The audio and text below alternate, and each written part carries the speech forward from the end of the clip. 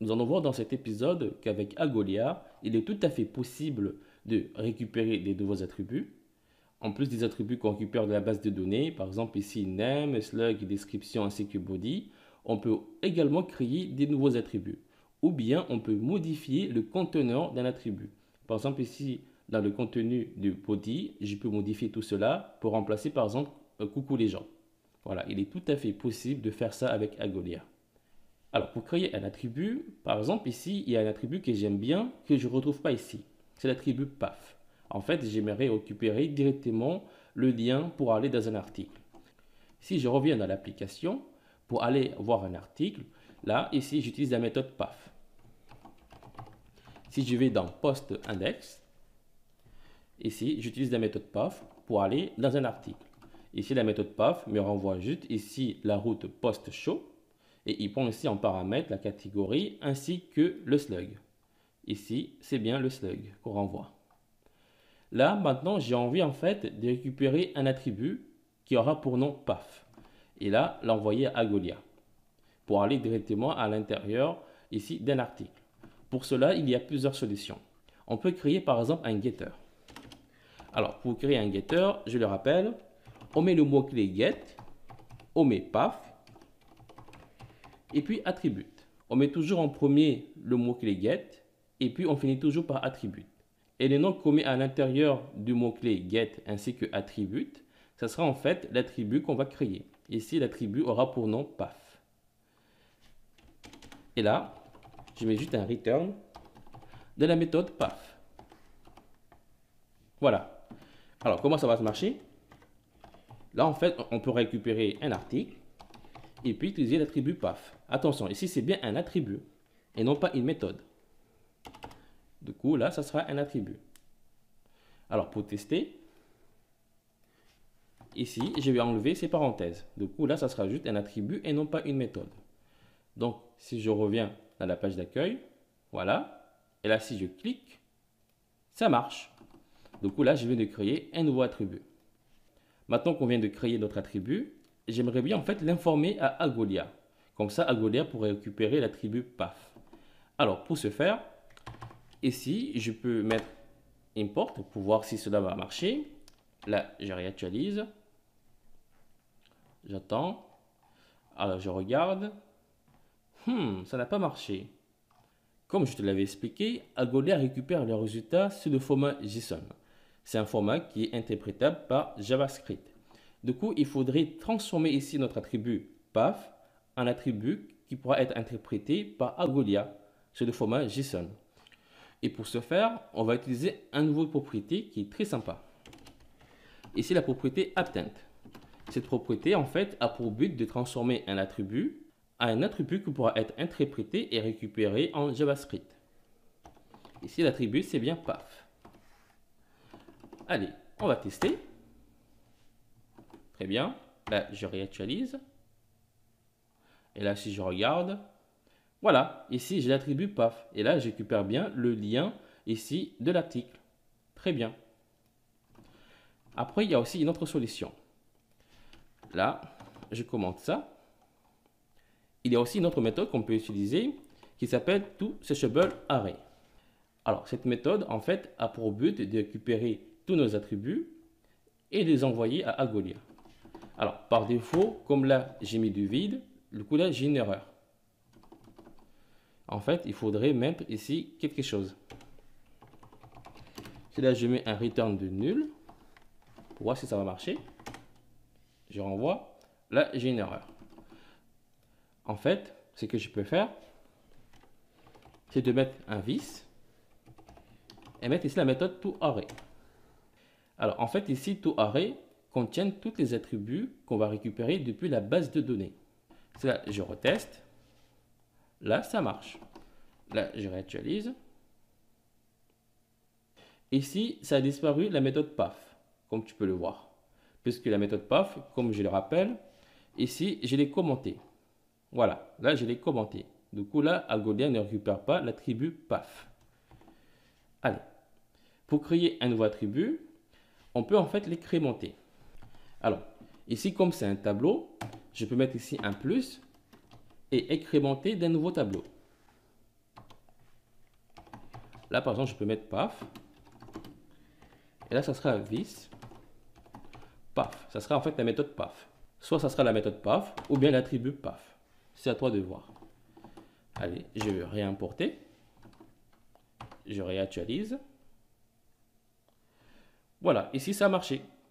Alors, soit tu peux faire ça ou sinon, je vais enlever ça. Là, par exemple, je mets un return de $array.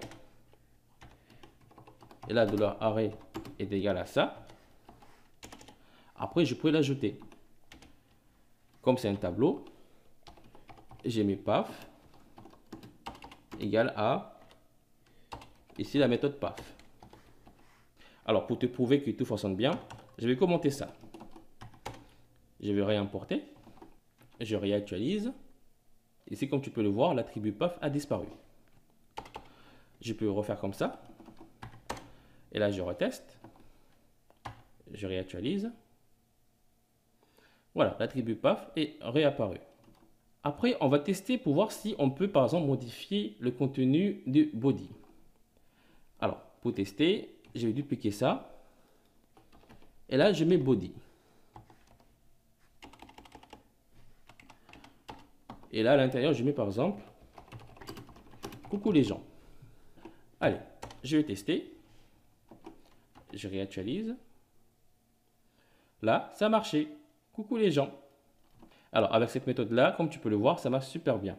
Mais si par exemple, alors, je reviens en arrière, comme ça. Et là, si je duplique ça, je mets la coucou, je mets la virgule, je mets body. Et là, si j'essaye, alors là, j'ai une erreur. Oups, parce que là, c'est un virgule. Je réessaye. Et là, je réactualise. Ah, là, ça n'a pas marché. En fait, c'est normal. Parce que là, ce qu'on vient de faire, c'est une incrémentation. Je viens, en plus ici du tableau toArray, je viens d'incrémenter un nouveau tableau à l'intérieur de ce tableau. Ce qui veut dire qu'à l'aucun cas, je vais récupérer l'index qui a pour nom body, qui se trouve à l'intérieur du tableau toArray, et de le modifier. Non, je dis que je vais incrémenter ici la valeur coucou les gens à l'intérieur ici du body. Mais comme body existe déjà, du coup là, il ne me prend même pas en compte. Voilà, c'est tout. Après ici, Algolia dans la documentation, il en parle un peu plus en détail. Alors moi, je vais copier tout ça et mettre ici. Voilà. Après ici, la méthode transform, je ne sais pas du tout ce que c'est. Et là, je vais remettre ici, paf. J'enlève ça. Et là, ça sera la méthode paf. Voilà. Comme ça me sera très utile par la suite. Alors, il est très important de savoir comment cela fonctionne. Parce qu'en fait, tu vas très vite remarquer que tu risques d'avoir des erreurs avec Algolia. Par défaut, Algolia récupère seulement un total du contenu de 10 000 octets. 10 000 octets représentent environ 6 298 caractères. Du coup, si par exemple le contenu de ton article dépasse les 6 298 caractères, là, en fait, ça va te stopper. Quel que soit le plan que tu vas prendre. Même si c'est un plan gratuit ou bien payant, Algolia n'autorise en aucun cas qu'on dépasse les 6 298 caractères. Je vais te montrer un exemple. Alors, je vais créer un nouveau article. Comme titre, je mets juste coucou. Et là, je mets plein de romans. Et si je clique, là, j'ai une erreur. Là, il me dit tout simplement que le contenu de mon article dépasse carrément de 297 000 octets. Et ça, en fait, il ne peut pas. Il ne peut pas parce que lui, de mémoire, il a une limite de seulement 10 000 octets. Et pourtant, si par exemple je reviens ici, dans la page d'accueil, là, ça a été enregistré. Mais Algolia, lui, n'accepte pas ça. Alors, pour éviter d'avoir ce genre d'erreur, je reviens ici, je duplique ça. Là, je mets body. Et ici, je mets str limit. Je mets de vis, body. Et normalement, c'est 6298 caractères à ne pas dépasser, ce qui correspond à environ 10 000 octets. Allez, on va tester. Là, je mets un grand coucou. Je colle mon roman. Je clique. Ça a marché. Et là, si par exemple, je mets 99, hein, on essaye. Là, je mets salut toi. Je colle. Je clique. Voilà, ça a aussi marché. Voilà. En fait, ça sera à toi de voir le nombre de limites à ne pas dépasser. Comme tu peux le voir, juste avec ça, on peut modifier le conteneur de l'attribut. Comme ça, si j'ai envie d'indexer ici le body, je pourrais faire comme ça sans souci. Et ici, la limite qu'on a avec Agolia s'applique quel que soit le plan que tu as. Que cela soit le plan d'en cours d'évaluation, ou bien le plan gratuit, ou le plan payant, la limite de 10 000 octets est appliquée partout. En fait, si tu as envie de lever cette limite, il faut que tu contactes Agolia et après tu t'arranges avec eux pour voilà, payer des frais supplémentaires pour lever cette limite.